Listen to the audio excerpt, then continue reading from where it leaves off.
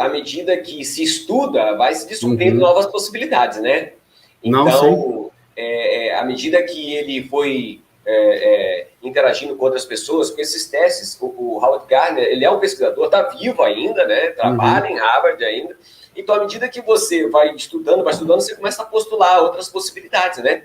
E foi o caso da inteligência, por exemplo, agora, essa por última, a existencial, né? Que tem a ver com aquela questão das pessoas entenderem a questão desse mundo metafísico, da possibilidade de outros universos e tal, né? Então, até pouco tempo atrás, isso não era valorizado, até era motivo de muitas vezes chacota e tal, mas depois que tem avançado tanto, né, nesse estudo, e essas possibilidades começam a ficar cada vez mais claras, então, obviamente, que é um grupo de pessoas muito restrito que entende isso, mas tem que ter uma determinada quantidade de conhecimento associativo para desenvolver inteligência, por exemplo, a existencial. Entendi. Pegando até esse gancho, professor, uma pergunta seguinte seria: quais são as múltiplas inteligências, né?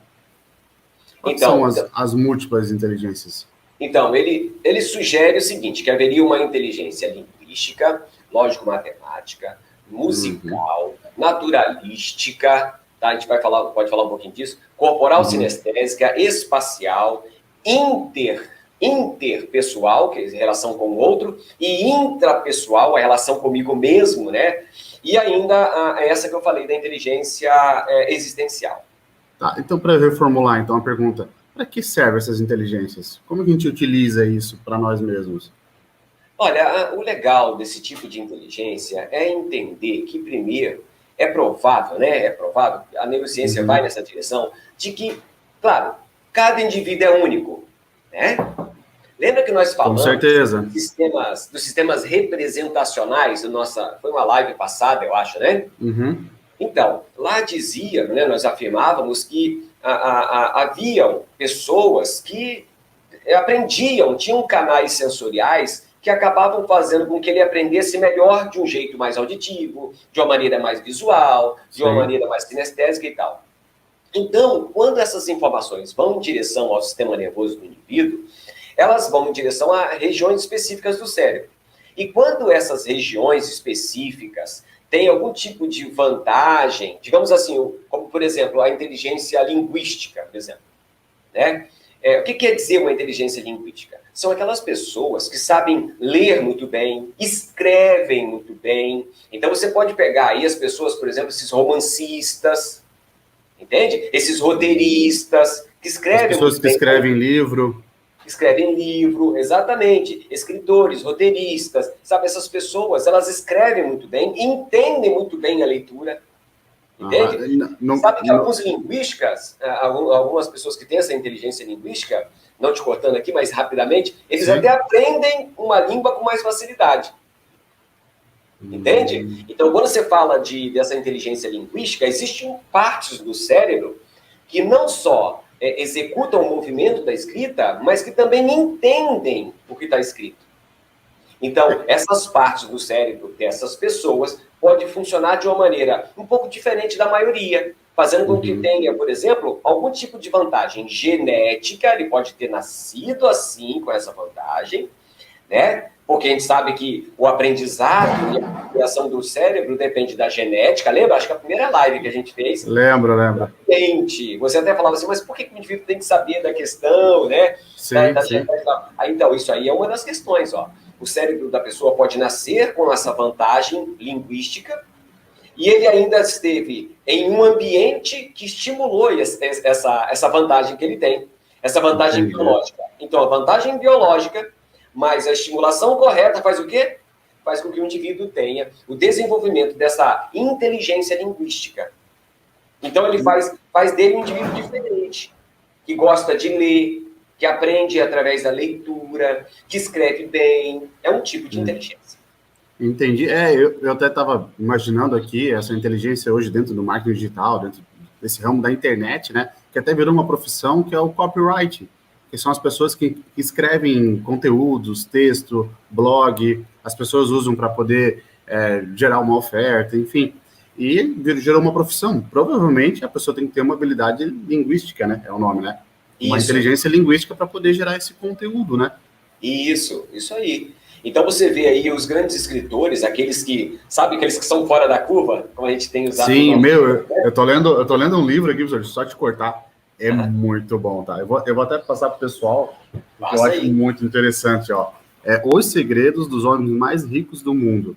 Desse aqui, ó. É muito bom. A escrita dele é muito bom. É Stephen Scott. É do mesmo autor do Salomão. Indico para todo mundo, tá? Tá mudando a minha vida esse livro aqui. Então, também indico para ti. Não, realmente, tá muito bacana, tá? E a leitura dele... É para nós. Não, com certeza. E aí, o que eu achei mais interessante é que tu lê e, no final, ele te faz exercícios para tu executar aquele módulo, sabe? Então, ele meio que tá exercitando mais você a pensar. Que eu acho que foi até o tema da última live que a gente comentou, que a gente tem que se exercitar, tem que pensar cada vez mais, né? O professor tem que dar aquele desconforto para o aluno, né? Que é o nosso canal aqui, é Professores Fora da Curva, né? E fazer o aluno pensar. É isso que você falou numa live. Exatamente. E o legal, quando você perguntou, mas por que é legal que a gente saiba disso, né, e tal, é que essas diferenças, esses diferentes tipos de inteligência podem fazer com que alunos se destaquem também de maneira diferente. Né? Então, por exemplo, tem aluno que não vai se destacar muito na linguística, mas outros, esse que não se distinguir muito na linguística, ele pode se distinguir, ele pode ser diferentão, pode ser melhor representado, vamos dizer assim, pela lógico-matemática. Ou seja, aquele menino que, você começou a fazer cálculo matemático, relação de quantidade e tal, o menino vai embora. Então, agora vamos falar da lógica matemática. Vamos lá. Isso, eu tenho muita história aqui, né, professor? Eu estava na Tupi, quando eu estudava lá no colégio. Aí eu sentado assim, tá, na Tupi. Tinha um aluno lá, desculpa o barulho, acho que a moto passou aqui. Tinha um aluno sentado lá na sala e ele sempre estava dormindo na aula de matemática. Sabe que ele sempre, era incrível, sempre estava dormindo, ou não estava prestando atenção, ou fazia bagunça e tal. E toda vez o professor parava ele, chamava a atenção dele e falava, responde isso aqui. Pois o cotoco lá do rapaz, a figura respondia corretamente, professor. Eu falava assim, meu Deus do céu, o que tu tá fazendo com essa tua habilidade, filho? Eu não consigo entender ele. Ele parava ali, ele olhava lá, é isso aqui. E o professor falava assim, que merda, ele respondeu certo. Ele não falava, né? Mas eu acredito que ele devia pensar, né, professor? Porque eu não sou professor, mas eu acredito que dentro de sala de aula nós olhava assim, ele era bom, assim, né? Desse lógico matemático. Ele olhava assim, isso. E o professor falava assim, isso mesmo. E aí, tipo, sabe? E era um aluno que pecava em outras questões, mas ele tinha esse lógico matemático muito bem destacado nele. Exatamente. Aí tem uns que fica bem na cara, né? São muito evidentes, assim, né? E outros são mais escondidinhos. Por quê? Porque às vezes o professor quer que o cara... Lembra que a gente falou também de sistemas representacionais? Sim. Tem gente que... Tem aluno o professor que gosta que o aluno fique olhando para ele. Mas esse aí, provavelmente, de olhinho fechado, cabeça baixa lá, mas ele tava escutando. Ouvindo. Então, quando ele chega, botou o olho em cima, interpretou rapidamente o que precisava e já foi. Esses meninos, esses lógicos matemáticos aí, eles são muito bons em física, na própria matemática, ou seja, desenvolvem bem a questão de cálculo. E o mundo deles é muito dessa forma, se constrói um mundo em cima do aspecto que melhor você aprende. Então, tende a levar tudo para questões relacionadas à lógica, à expressão da matemática e da física, entende? E durante muito tempo, essa foi a inteligência, o tipo de inteligência considerado o mais importante para a avaliação de QI.